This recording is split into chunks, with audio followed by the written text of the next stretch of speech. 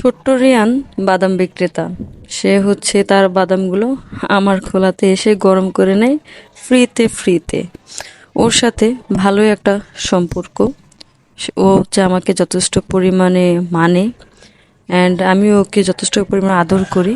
Cause এই বয়সে ও কারো কাছে হাত না পেতে বাদাম বিক্রি করতেছে, যেটা সত্যি প্রশংসনীয়। কজ ওর সমান অনেক ছেলেকেই দেখলাম আমার দোকানে এসেই বলবে যে 10 টাকা দেন, 20 টাকা দেন। ও কিন্তু তা না, ও হচ্ছে গিয়ে নিজে কিছু করে খাচ্ছে, কারো কাছে হাত পাততেছে না। তো ওর বাদামগুলো অনেক ঠান্ডা হয়ে গিয়েছিল, মানে যেটাকে আমাদের আঞ্চলিক ভাষায় বলে নেতায় গিয়েছিল।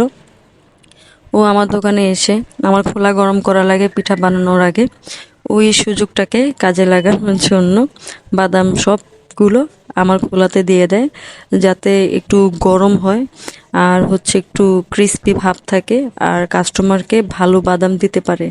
অর্থাৎ ও কোয়ালিটিটা এনশিওর করার জন্য নিজের মতো করে চেষ্টা করে যাচ্ছে।